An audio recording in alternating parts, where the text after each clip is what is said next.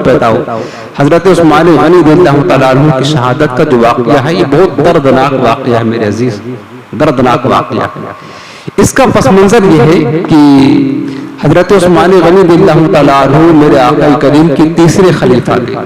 हजरत फारूक आज़म रज़ियल्लाहु अन्हु की शहादत के बाद मनसब खिलाफत पर जलवागर हुए और 4 खुलफाए राशिदीन में सबसे ज्यादा वक्त इन्होंने खिलाफत की है।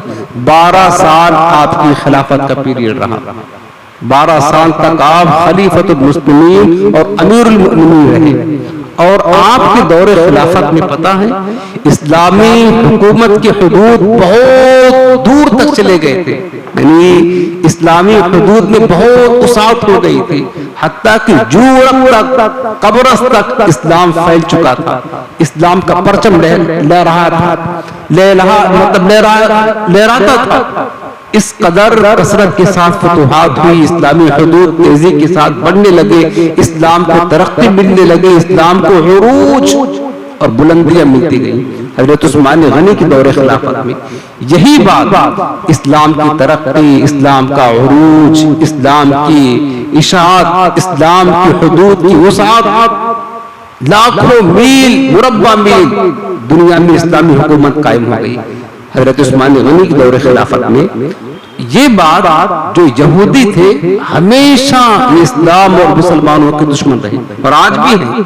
इन्होंने कई मरतबा हुजूर की ज़ाहिरी हयात में मेरे आका अलैहिस्सलाम पर जानलेवा हमला भी किया यहूदियों ने। यहूदी हमेशा हुजूर अलैहिस्सलाम के, इस्लाम के, दीन के दुश्मन रहे। अब असल जो वजह बनी ना हजरत उस्मान गनी की खिलाफत की, वो यहूदी की साजिश वजह बनी। वाकया यह है कि जब इस्लाम तरक्की करता गया हजरत उस्मान गनी के दौरे खिलाफत में, अब यहूदियों को यह बात पसंद ना थी कि इस्लाम में मुत्तहिद होकर के पूरी दुनिया में फैलता जा रहा है। अब उन्होंने सोचा कि अगर इसी तरह इस्लाम फैलता रहेगा तो पूरी दुनिया में इस्लाम छा जाएगा और इस्लाम की सिवा कोई मजहब ही बाकी ना रहेगा, यहूदियत भी खत्म हो जाएगी, ईसाईयत भी खत्म हो जाएगी। तो यहूदियों ने क्या किया कि यहूदियों में से यमन का एक रहने वाला यहूदी था जिसका नाम अब्दुल्ला बिन सबा था। ये तारीख याद रख के मेरे अजीज, अब्दुल्ला बिन सबा नाम था। ये था यहूदी, लेकिन इसने बज़ाहिर कलमा पढ़ लिया, कलमा पढ़ करके मुसलमान हो गया, लेकिन मुसलमान सिर्फ जबान से बात था, यानी इस्लाम का लिबादा ओढ़कर इस्लाम को नुकसान पहुंचाने के लिए इसने कलमा पढ़ा था। दिल में यहूदियत, जबान पर कलमा इस्लाम। और इस्लामी कलमा क्यों पढ़ा? ताकि मुसलमानों के अंदर घुस करके इस्लाम को नुकसान पहुंचाए। क्योंकि यहूदियों के अंदर ये हिम्मत नहीं कि कभी भी ये मैदान में मुसलमानों के मुकाबले में आए। यहूदी कभी ये जुर्रत नहीं करते थे, ये बुज़दिल कौम है। ये जानते थे कि हम अगर मुसलमानों के मुकाबले में गए तो हमें शिकस्त ही खाना है, लिहाजा ये अंदर खानी मुसलमानों को, इस्लाम को नुकसान पहुंचाते थे, मुसलमानों को लड़ाने की कोशिश किया करते थे, मुसलमानों के इत्तेहाद को तोड़ने के लिए ये कोशा रहा करते थे। तो अब्दुल्ला बिन सबा ने इस्लाम कबूल कर लिया, जाहिरी तौर पर मुसलमान हो गया। अब दिली तौर पर वो यहूदी रहा। ये तारीख अपने ज़हन में नक्श करते जाएं। उसके बाद उसने क्या किया कि मुख्तलिफ, ये था यमन का रहने वाला, हिजाज़ मुक़द्दस आया, शाम गया, मिस्र गया, कूफा गया, बसरा गया, मिस्र गया, हर जगह ये दौरा करता रहा और लोगों को अपना हिमायती बनाता रहा। इसने क्या कहना शुरू किया कि देखो, लोगों को वरगलाना शुरू किया, किस तरह जो नए नए मुसलमान होते थे उन पर जल्दी ये कामयाब होता था उन्हें बहकाने में। वो कहने लगा कि यार हजरत ईसा अलैहिस्सलाम तो इस्लामी अकीदा है कि आसमान से दोबारा तशरीफ लाएंगे, नाजिल होंगे। कहा देखो ईसा अलैहिस्सलाम जब दोबारा इस दुनिया में तशरीफ लाएंगे तो हमारे नबी मुहम्मदुर रसूलुल्लाह सल्लल्लाहु अलैहि वसल्लम तो उनसे अफजल है, सबसे अफजल है, तो इन्हें भी आना चाहिए, ये भी दोबारा आएंगे। ये इसने बहकाना शुरू किया। उसके बाद फिर दूसरा क्या कहा कि हजरत अली, अच्छा इसने क्या किया, इस्लाम कबूल करने के बाद अहले बैत की मोहब्बत की साजिश इसने रची। यानी अहले बैत की मोहब्बत का बड़ा वफादार हुआ, हम बड़े मतलब अहले बैत से मोहब्बत करने वाले हैं, अहले बैत के खादिम हैं, गुलाम हैं, और अहले बैत की मोहब्बत के आड़ में इसने लोगों को गुमराह करना शुरू किया। अब इसने दूसरा काम यह किया कि लोगों में सोचा डालता, लोगों में बहकाता था कि हजरत अली रज़ियल्लाहु ताला अन्हु ये अल्लाह के रसूल के वसी हैं। क्योंकि हर रसूल का कोई न कोई वसी होता, वसी माने कि खलीफा, और अली जो है ना ये अल्लाह के रसूल के खलीफा बिला फसल है। यानी अल्लाह के रसूल ने हजरत अली को अपना खलीफा बनाया था, पहले खलीफा ये हैं। लेकिन अली को खिलाफत ना दे करके अबू बकर ने, उमर ने और उस्मान ने इनकी खिलाफत का हक छीन लिया, गसब कर लिया। ये किसका अकीदा है? ये शिया राफिजियों का अकीदा है। और ये अकीदे की बुनियाद कहां से पड़ रही है? एक यहूदी डाल रहा है। आप इस पर गौर करते जाएं। आज यौमे गदीर जो मनाया जाता है, लोग मनाते हैं, और बहुत सारे खानकाही सुन्नी सज्जद कहलाने वाले जाहिल जो राफिजियों से क्या कहते हैं मुतासिर होकर के अहले सुन्नत के अकीदे में फसाद बर्पा कर रहे हैं और अपना दीन और ईमान सब बर्बाद कर रहे हैं। और वो सोच रहे कि हम अहले बैत की मोहब्बत कर रहे हैं और अहले बैत की मोहब्बत के आड़ में सहाबा की गुस्ताखियां कर रहे हैं। उनका अंजाम तो जहन्नम के कुत्तों से बदतर होगा। याद रख ले, ये अकीदे की बुनियाद कहां से पड़ रही है? एक यहूदी इस अकीदे की बुनियाद डाल रहा है कि अली तो हुजूर के खलीफा हैं, खलीफा बिला फसल है, खिलाफत इनका हक था और छीन लिया इन तीनों खलीफा ने। आज यही अकीदा राफिजियों का है और ये अकीदा राफिजी सुन्नियों में मुंतकिल करना चाहते हैं। और ईद गदीर मनाने का एक मकसद इनका ये भी है, वो मैं आगे अर्ज करता हूं, आप सुनेंगे। उसके बाद ये सारे गंदे अकीदे इसने रचे, लोगों को अपना हमनवा बनाया और इस्लाम के इत्तेहाद को तोड़ने की। और हजरत उस्मान गनी उस वक्त खलीफा थे और उन्हीं के दौर में इस्लाम लाया था, जाहिरी तौर पर मुसलमान हुआ था। हजरत उस्मान गनी के खिलाफ लोगों को भड़काना शुरू किया। उस्मान गनी गासिब है और जो उस्मान गनी ने मुख्तलिफ शहरों में गवर्नर मुंतखब किए थे उनके खिलाफ इसने भड़काना शुरू किया। यानी इसने बहुत ज्यादा फसाद मचाया, बहुत ज्यादा फसाद। हजरत उस्मान गनी की शहादत में सबसे ज्यादा हाथ अब्दुल्ला बिन सबा का था। ये जिन लोगों ने इनको शहीद किया, बलवाइयों ने, ये सब सारी टीम को अब्दुल्ला बिन सबा ही ने तैयार किया था। हजरत उस्मान गनी खलीफतुल मुस्लिमीन थे, इमामुल मुस्लिमीन थे, अमीरुल मुमिनीन थे। वो समझता था कि अगर हम इनको मतलब कौम को इनसे बज़्ज़ल करने में कामयाब हो गए तो बहुत बड़ी कामयाबी हमें मिल जाएगी इस्लाम के खिलाफ। अब इसने तो ये बीज डाल दिया इख्तिलाफ का और क्या कहते हैं कि हलाकत का, तबाही का। हुआ ये मामला कि हजरत उस्मान गनी रज़ियल्लाहु ताला अन्हु 12 साल खलीफा रहे, जिसमें से 6 साल तो बहुत ही खैर के साथ बेहतरीन तौर से खिलाफत के गुजरे और कसरत के साथ फतूहात होती रही। इस्लामी हुदूद जो है ना का दायरा वो बढ़ता से बढ़ता चला गया। लेकिन आखिरी के जो 6 साल थे इसमें बड़ी मुशक्कतें उठाना पड़ा और ज्यादातर जो तकलीफें हुई आपको आई खिलाफत के मामले में। आपने जो मुख्तलिफ शहरों में गवर्नर यानी हाकिम मुंतखब किया था या काजी मुंतखब किया था, उनकी तरफ से शिकायतें आना शुरू हो गई। क्योंकि अब्दुल्ला बिन सबा जगह जगह दौरा करके लोगों को गवर्नरों के खिलाफ उकसाता था और झूठी तोहमतें लगाता था, बोहतान लगाता था। फिर ये शिकायतें हजरत उस्मान गनी तक पहुंचती थी। एक लंबी दास्तान है, बड़ी दर्दनाक दास्तान है मेरे अजीजों। ये वक्त उस दास्तान के सुनाने का नहीं है, बस आप यूं समझ लें कि गवर्नरों को हजरत उस्मान गनी के खिलाफ करना चाहता था, रियाया को गवर्नरों के खिलाफ करना चाहता था, झूठी तोहमतें लगाता, झूठा बोहतान लगाता। हजरत उस्मान गनी रज़ियल्लाहु ताला अन्हु ने अपने दौरे खिलाफत में मिस्र में एक गवर्नर को मुंतखब किया जिसका नाम अब्दुल्ला बिन अबी सरा था। ये अब्दुल्ला बिन अबी सरा 2 साल इसको हुए थे, हाकिम बना था मिस्र का। इसकी शिकायतें आना शुरू हो गई। ये लोगों में वाक़ई ज़्यादती करता था, जुल्म किया करता था। तो मिस्र के कुछ लोग आए एक खत लेकर के और हजरत अमीरुल मोमिनीन उस्मान गनी के पास कि आपने जो गवर्नर मुंतखब किया है वो अपनी रियाया पर जुल्म करता है, ज़्यादती करता है। उसकी शिकायत पहुंचाने कहाँ आए? मरकज़ इस्लाम मदीने मुनव्वरा तशरीफ लाए। अमीरुल मोमिनीन हजरत उस्मान गनी के पास आए तो हजरत उस्मान गनी रज़ियल्लाहु ताला अन्हु ने तहकीक किया, पता चला कि यकीनन अब्दुल्ला बिन अबी सरे इसने जुल्म किया है। तो आपने एक तंबीह नामा लिखा, खत लिखा और उसको सख्त तंबीह की कि अब्दुल्ला, ये जो शिकायतें तुम्हारे खिलाफ हमारे पास आई है, अब आइंदा कभी भी शिकायत हमारे पास ना आने पाए, वरना तुम्हें सख्त सजा दी जाएगी। अच्छी तरीके से लोगों के हालात की निगहबानी करो, लोगों के हालात को देखो और कोई शिकायत ना आने पाए। सख्त तंबीह करके खत लिखा और रवाना कर दिया। अब्दुल्ला बिन अबी सरा को जब पता चला कि मेरे खिलाफ शिकायत लेकर के लोग मरकज़े मदीना गए थे खलीफतुल मुस्लिमीन के पास, तो जिन जिन लोगों ने इसमें पेशकदमी की थी, जो गए थे, जिन्होंने खत लिखा था, उन सबको हीले बहाने से इसने कत्ल करवा दिया और ज्यादा जुल्म ढाना शुरू किया। और जो मदीना गए थे इसकी शिकायत लेकर के, उनको इसने कत्ल करवा दिया। गवर्नर था, हाकिम था।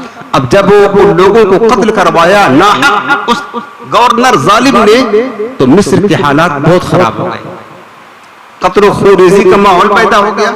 अब वहां से 700 अफराद फिर निकले कि इंसाफ हमें मिलेगा। तो मरकज़े मदीना दारुल खिलाफत हजरत उस्मान गनी अमीरुल मोमिनीन है। अच्छा, एक बात और थी ना कि हजरत उस्मान गनी रज़ियल्लाहु ताला बहुत ही निहायत हलीमुत तबा थे, आपकी तबीयत में, मिजाज में बड़ी नरमी थी। इस वजह से आपके दौर में फितने भी बहुत कसरत के साथ उठे। हजरत उमर फारूक आज़म सख्त मिजाज थे, कोई भी फितना उठाने की जुर्अत नहीं करता था, लेकिन उस्मान गनी की नर्म तबीयत का लोग फायदा उठाते हुए इन्होंने बहुत ज्यादा फितने बर्पा किए। 700 अफराद मिस्र से आए उस अब्दुल्ला बिन अबी सरा की शिकायत लेकर के, ये गवर्नर बड़ा जुल्म करता है, इसको मासूम करें, हमें ऐसा गवर्नर नहीं चाहिए। 700 अफराद कहाँ आए? मदीने मुनव्वरा आए। उस वक्त हुजूर के किबार सहाबा मौजूद थे, हजरत अली भी मौजूद थे, हजरत साद भी मौजूद थे, तलहा और जुबैर भी मौजूद थे। वो 700 अफराद आए, सहाबे किराम से मुलाकात किया और ये जो मसाइल पेश आते, मिस्र के जो हालात खराब हो गए थे, उसका तस्करा किया और उन्होंने मुतालबा किया कि ये गवर्नर जालिम है, गवर्नर चेंज करें, इसको माजूल करके कोई आदिल अच्छा हुक्मरान मिस्र में मुंतखब करें। अब इनका ये मुतालबा था, तो सहाबे किराम ने भी जब हालात का जायजा लिया कि वाकईतन बात सही है, हजरत अली ने भी कहा, सैयदा आयशा सिद्दीका उम्मुल मोमिनीन रज़ियल्लाहु ताला अन्हा, उन्होंने भी पैगाम पहुंचाया उस्मान गनी कि आप अमीरुल मोमिनीन हैं, मिस्र वाले इंसाफ चाहते हैं, आप इन्हें इंसाफ दें और उस गवर्नर को चेंज करके उसको सजा दे, पर कत्ल का इल्जाम है, तहकीक करें, उसको सजा दे और जो बेहतर हो मुनासिब वहां पर कोई हाकिम मुंतखब करे। जब सारे साहबा ने कहा, इन्होंने मुतालबा किया, हजरत उस्मान गनी ने खुद कहा, ऐसा करो कि तुम लोग खुद कोई ऐसा आदमी मुंतखब करो जो गवर्नरी के लायक हो और जिसको तुम पसंद करते हो, मैं लिख देता हूँ, मार लगा देता हूँ, वो तुम्हारा मिस्र का गवर्नर रहेगा। उन्होंने कहा ठीक। अब वो तमाम लोग जो मिस्र से आए थे, उन्होंने जिस हस्ती का इंतखाब किया अपने यहाँ मिस्र के गवर्नर के लिए, उसका नाम मोहम्मद बिन अबी बकर था। हजरत सैयदना सिद्दीक अकबर के बेटे मोहम्मद नाम, उनको मुंतखब कर दिया कि ये कहा ठीक है। अब हजरत उस्मान गनी ने लिखा खत कि आज से मोहम्मद बिन अबी बकर मिस्र के गवर्नर रहेंगे, यानी हाकिम होंगे, और जो अब्दुल्ला बिन अबी सरा है उसको माजूल किया जाता है। ये मरकज़ी मदीना से ये फैसला हो चुका। आपने खत लिखा, मुहर लगाया और उसके बाद में दे दिया।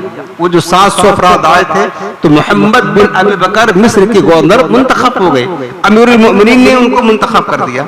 उसके बाद फिर ये काफिला 700 लोगों का, कुछ अंसार सहाबा और मुहाजिरीन भी साथ हो गए, वो मदीना से निकले मिस्र जाने के लिए।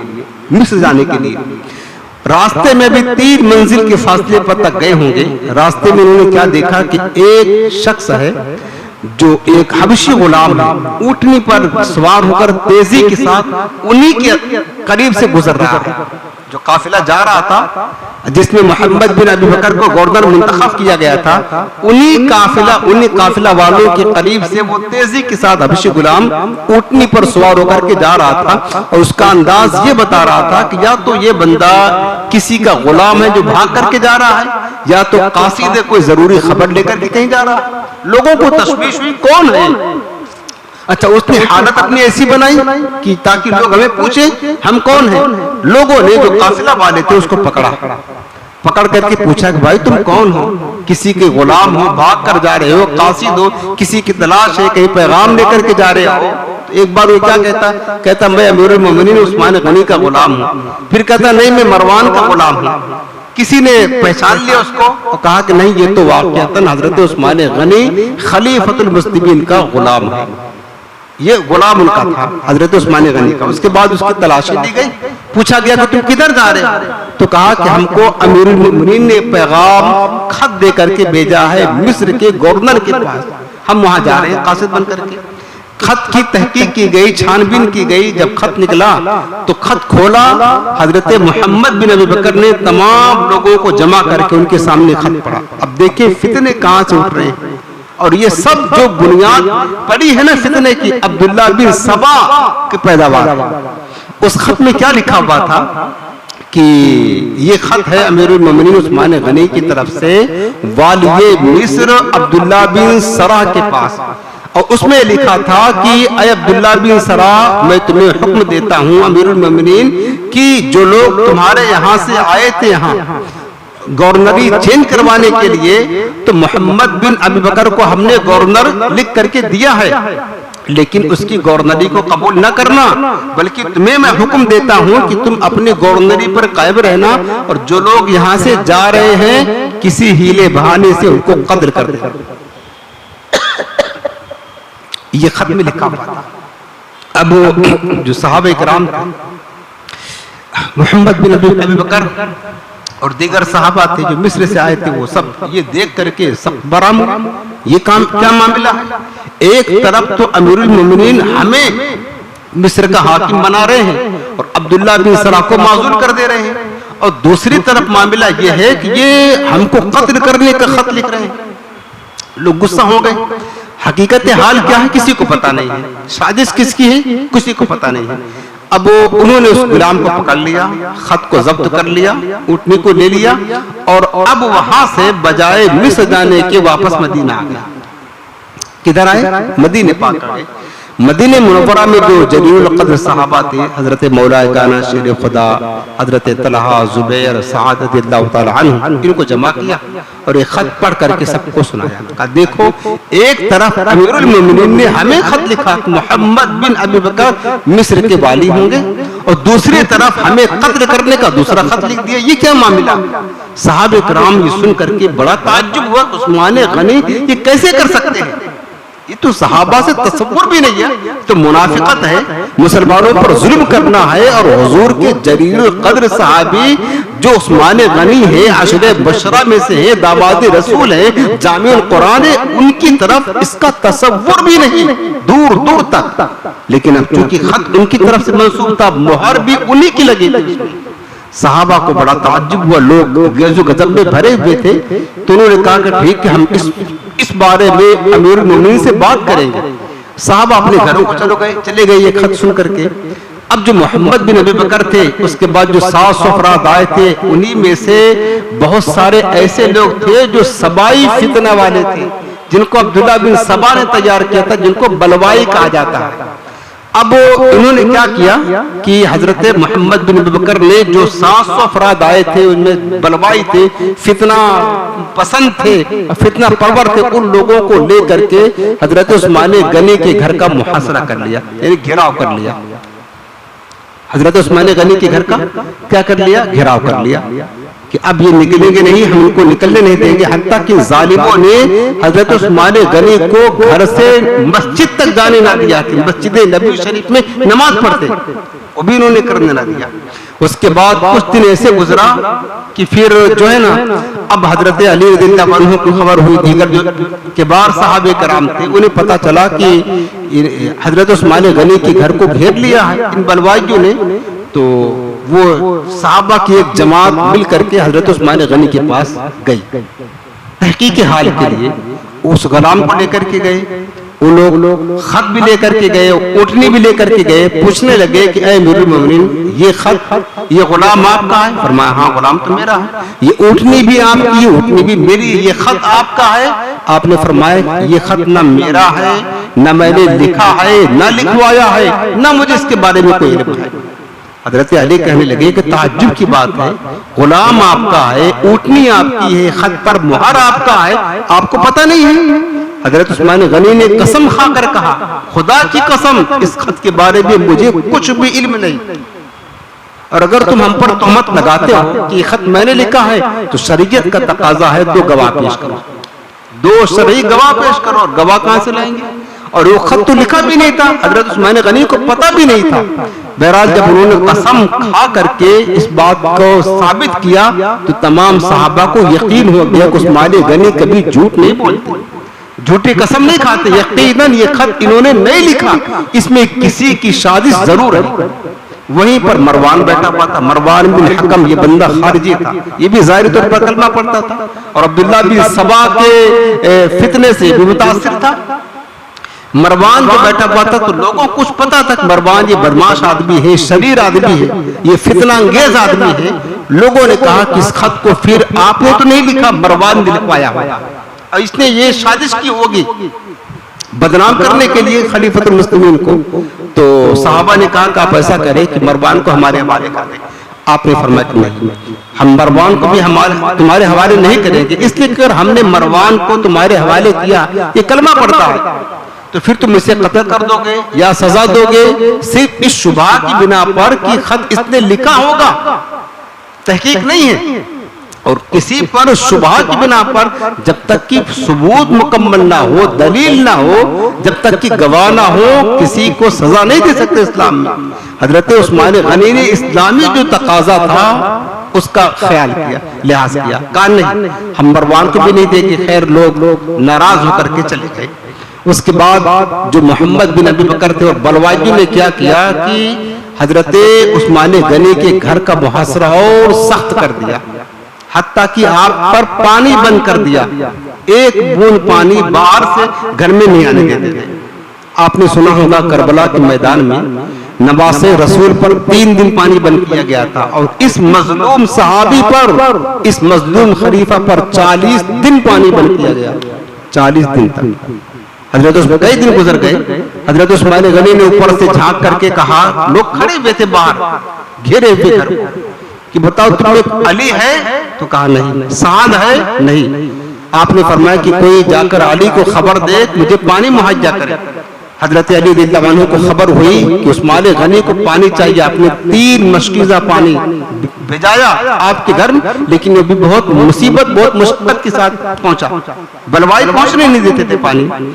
उसके बाद फिर जब हजरत अली ने ये हाल देखा, वहां के हालात ही देखे कि हालात तो कशीदा होते जा रहे हैं, तो आप समझ गए कि ये लोग खलीफतुल मुस्लिमीन को शहीद करना चाहते हैं। और ये बात आपको बता दूं कि मेरे आका अलैहिस्सलाम गैब की खबर रखने वाले नबी ने हजरत उस्मान गनी की शहादत की खबर पहले ही दे दी थी। एक मर्तबा सरकार उहद पहाड़ पर चढ़े, आप थे, आपके साथ सिद्दीक़ अकबर थे, फारूक आज़म थे, उस्मान गनी थे। और जब ये मुकद्दस हस्तियां उहद पहाड़ पर चढ़ी, उनके मुबारक कदम लगे तो पहाड़ झूमने लगा, हरकत करने लगा, जैसे कि ज़लज़ला आ जाता। मेरे आका ने अपने मुबारक कदम की ठोकर लगाई पहाड़ उहद पर और कहा, उहद उस्कुन फइन्नमा अंता फइन्नमा अलैका नबिय्युन व सिद्दीकुन व शहीदान। कहा उहद ठहर जा, ठहर जा, साकिन हो जा, जानता नहीं तेरे ऊपर एक नबी जलवागर है, एक सिद्दीक है और 2 शहीद हैं, हजरत उमर और हजरत उस्मान गनी को शहादत की बशारत मेरे आका ने पहले ही दे दिया था, इनको यकीन था। अब हजरत अली ने समझ लिया कि ये लोग हजरत उस्मान गनी को शहीद करना चाहते हैं, तो आपने अपने दोनों बेटे हसनैन करीमैन को तलवार दे करके पहरा देने के लिए अमीरुल मोमिनीन के घर पर खड़ा कर दिया और ताकीद कर दी हसन और हुसैन को कि कोई भी अंदर जाने ना पाए, तुम सख्ती के साथ पहरा दो। दूसरे साहबा थे हजरत जुबैर, उन्होंने अपने बेटे को लगा दिया। हजरत तलहा ने अपने बेटे को पहरा देने के लिए खड़ा कर दिया कि कोई अंदर जाने ना पाए और अमीरुल मोमिनीन को कोई अजियत नहीं पहुंचनी चाहिए, ये कर दिया। अब मोहम्मद बिन अबी बकर जो थे और बलवाई जो थे, जिन्होंने हजरत उस्मान गनी के घर का मुहासरा किया हुआ था, अब उन्होंने देखा कि तो पहरा सख्त हो गया है, इधर से हम जा नहीं सकते हैं, तो उन्होंने वहां से तीर चलाना शुरू कर दिया। अच्छा, इससे पहले हजरत अब्दुल्ला बिन उमर रज़ियल्लाहु तआला अन्हु उस्मान गनी के पास गए और कहने लगे, ऐ अमीरुल मोमिनीन, आप हैं कि सब्र कर रहे हैं? हालांकि हम देख रहे हैं कि ये जो बाहर खड़े हुए हैं, आपको घेरे हुए, आपके मकान को घेरा हुआ है, आपको कत्ल करना चाहते हैं, ये बुज़दिल कौम है। आप सिर्फ हमें इजाजत दे, इजाजत, हम इनको इनकी औकात याद दिला देंगे, हम इन्हें यहाँ से भगा देंगे। हजरत उस्मान गनी ने फरमाया कि मैं अपनी जात की खातिर, अपनी जान की खातिर शहरे रसूल की हुर्मत को पामाल नहीं करना चाहता। मैं नहीं चाहता हूं कि मेरी वजह से खूरेजी हो इस सरजमीन पर, मैं नहीं चाहता हूं, मना कर दिया। उसके बाद फिर आपकी जो गुलाम थे, खुद्दाम, वो एक फौज के बराबर थे, वो हथियारों से लैस होकर आए और कहा कि मेरी मोमिन हमें इजाजत दे, हम इन्हें भगाएंगे इन बलवाइयों को। और ये किसी की बात सुनते नहीं है, ना आपकी बात का कोई असर लेते हैं, ना सहाबा की बात को सुनते हैं। हम इन्हें मजा चखाएंगे, बताएंगे कि लड़ाई क्या होती है। हजरत उस्मान गनी ने फरमाया, अगर तुम मेरी रजा हासिल करना चाहते हो और मेरे एहसान का बदला देना चाहते हो तो चुपचाप जाओ, हथियार खोल दो और अपनी जगह पर बैठ जाओ, और जो तुम में से हथियार खोल देगा वो आजाद हो जाएगा। आपने इस बात की इजाजत ना दी कि सिर्फ मेरे खातिर मेरे रसूल पाक के शहर में खूरेजी हो। फरमाने लगे, इससे पहले कि मेरे नबी पाक के शहर में खूरेजी हो, फसाद हो, शहर नबी की हुर्मत पामाल हो, मेरा कत्ल हो जाना ज्यादा मुझे पसंद है, मैं नहीं चाहता हूं। और फरमाने लगे कि मैं तो शहीद किया ही जाऊंगा, ये तो तय है, लेकिन मेरे शहादत, खूरेजी के बाद मेरी शहादत हो, ये मैं नहीं चाहता हूं। इससे बेहतर ये है मैं पहले ही शहीद हो जाऊं, ताकि मेरे नबी की सरजमीन पर कत्लो गारत करी का माहौल पैदा ना हो। आपने मना कर दिया। उसके बाद बलवाइयों ने जब देखा कि पहरा भी सख्त हो गया है, अंदर जाना मुमकिन नहीं है, हसनैन करीमैन भी खड़े हैं और दीगर सहाबा के औलाद भी यहाँ पहरा देने के लिए खड़े हैं, उन्होंने तीर फेंकना शुरू किया। एक तीर लगा हजरत इमाम हसन मुस्तफा को, वो जख्मी हो गए। अब जब हसन मुस्तफा हुजूर की शहजादे, हर कोई जानता उनकी इज्जत, और कबीले बनी हाशिम से हैं, उनको तीर लगा, जख्मी हुए, तो लोगों के होश उड़ गए, ये क्या हो गया। अगर बनी हाशिम ने इमाम हसन को उस हाल में देख लिया कि हम लोगों ने इनको जख्मी किया है, तो बनी हाशिम का कबीला हम पर टूट पड़ेगा, एक नई मुसीबत खड़ी हो जाएगी और हमारा मनसूबा बर्बाद हो जाएगा, खत्म मिल जाएगा। उन्होंने क्या किया कि ऐसा करते हैं कि इनके घर के दरवाजे से अंदर जाना मुमकिन नहीं है, पड़ोस के घर में चलते हैं, पड़ोस के घर में घुस करके छत पर चढ़ करके उस्मान गनी के घर में कूद जाएंगे और वहां उनको शहीद कर देंगे। मोहम्मद बिन अबू बकर जो थे, इन्होंने अपने दो साथियों का हाथ पकड़ा, मतलब पेश यही थे, उसमें पड़ोस में गए, घर में घुसे, उसके बाद वहां से छत पर चढ़ करके हजरत सैयदना उस्मान गनी के घर के अंदर कूद गए। और हजरत मोहम्मद बिन अबू बकर थे सहाबी रसूल, लेकिन अब वो आ गए थे लपेट में फितनों के। उन्होंने हजरत उस्मान गनी की दाढ़ी को पकड़ लिया। हजरत उस्मान गनी ने अपनी निगाह उठाई, कहा तुम मोहम्मद बिन अबू बकर हो? कहा। फरमाया अगर बताओ तुम्हारा बाप इस हाल में देखता तुम्हें, तो तुम जो मेरी इस तरह गुस्ताखी कर रहे हो तो तुम्हारा हाल क्या होता, मेरे साथ तुमने ये किया। जब हजरत सिद्दीक अकबर का नाम लिया तो मोहम्मद बिन अबू बकर कांपने लगे, फौरन दाढ़ी छोड़ दिया और वहां से बाहर निकल गए। इतने में दो और जो बलवाई थे वो अंदर घुस चुके थे और उन्होंने पहुंचते ही हजरत उस्मान गनी पर हमला कर दिया। आपकी बीवी आपके साथ थी, हजरत नाइला उस्मान गनी रज़ियल्लाहु अन्हु की ज़ौजा थी। उन्होंने बचाना चाहा तो तलवार से उनकी उंगलियां कट गई, हत्ता कि जब तलवार मारी उन बलवाइयों ने, दोनों ने, उस्मान गनी शहीद हो गए। उस वक्त आप रोजादार भी थे, कुरान की तिलावत भी कर रहे थे, और उन्होंने खुद पहले ही बता दिया था कि आज मैंने अपने हबीब अलैहिस्सलाम को ख्वाब में देखा था और मेरे आका ने फरमाया था उस्मान मैं तुम्हारा इंतजार कर रहा हूं, आज तुम इफ्तार मेरे साथ करोगे। पहले हुजूर ने बशारत दे दी थी, इफ्तार मेरे साथ करोगे। ये शाम का वक्त था, जुमा का दिन था, असर के बाद का वक्त रहा होगा। तो इस तरीके से उस्मान गनी शहीद हो गए। तो आपकी ज़ौजा खिड़की के पास आई और ऐलान किया कि लोगों अमीरुल मोमिनीन शहीद हो गए। अब ये माहौल गर्म हो गया मदीना मुनव्वरा का। अब हजरत मौला काना शेर खुदा और जो जलील क़द्र साहब कराम थे वो सब जमा हो गए। तो आपकी ज़ौजा से पूछते, बताओ कि इन्हें किसने शहीद किया? तो आपकी ज़ौजा ने कहा, मैं किसी को पहचानती तो नहीं हूँ, अलबत्ता इनके साथ मोहम्मद बिन अबू बकर आए थे, उनको हमने देखा था। हजरत अली ने मोहम्मद बिन अबू बकर को बुलाया, फरमाया कि तुमने इन्हें शहीद किया? तो उन्होंने कहा, हुजूर मैंने शहीद नहीं किया, मैं गया था, बहक गया था, लेकिन जब इन्होंने मेरे बाप का जिक्र किया मैं छोड़कर भाग आया, मैं नादिम हूँ, शर्मिंदा हूँ, तौबा करता हूँ, मैं उस्मान गनी के कत्ल में शरीक नहीं हूँ। इस तरीके से मजलूम खलीफा सालिस हजरत उस्मान गनी की शहादत है। मेरे अजीजों, उस्मान गनी वो शख्सियत है जो तकरीबन 24 लाख या 25 लाख मुरब्बा मील पर जिनकी हुकूमत चलती थी, इस्लाम की कितने बड़े बादशाह थे, वो चाहते ना, ये चंद जो बलवाई खड़े थे वो सिर्फ अपने गुलामों को हुक्म देते, इनका पता न चलता कि कहां गए, सबको तह तह कर देते, लेकिन सिर्फ शहर रसूल की हुर्मत को बरकरार रखते हुए सब्र का दामन आपने थामा और आपने जामे शहादत नोश फरमा लिया, लेकिन हुजूर अलैहि सलाम के शहर को पामाल की इज्जत और हुर्मत को पामाल नहीं होने दिया। ये सबक मिलता है कि हमारे बुजुर्गों ने, खुलफा राशिदीन ने कितनी तकलीफें, कितनी मुशक्कत इस्लाम की खातिर, दीन की खातिर बर्दाश्त किया।